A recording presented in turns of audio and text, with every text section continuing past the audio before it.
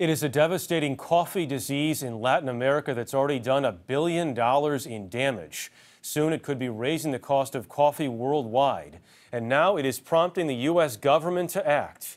Here's Anne-Marie Green. It's called coffee rust, a fungus that's devastating some of the best Arabica coffee beans in Latin and Central America. Coffee growers in Guatemala, El Salvador, Honduras, Panama, and Costa Rica have been hit the hardest. This is a disease that's been around for a long time.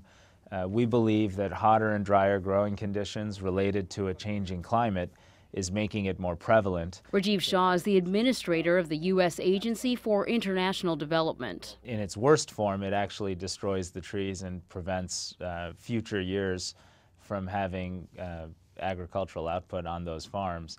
Many high-end coffee beans are grown on small farms by farmers who can't afford fungicides and lack the special training that's needed to avoid contamination. Researchers say that coffee production in the affected areas will decrease by 15 to 40% in the coming years, severely impacting families. Millions of kids would go hungry. Economies throughout the region would face significant strife and the loss of the basic economic activity that supports 20, 30, 40% of their populations.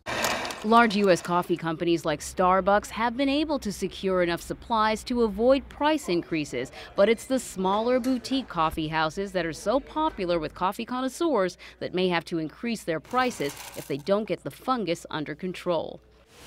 Tomorrow, the U.S. government will announce a $5 million partnership with Texas A&M University in an effort to stop the fungus from spreading and the coffee industry in Latin and Central America from rusting away. Anne-Marie Green, CBS News, New York.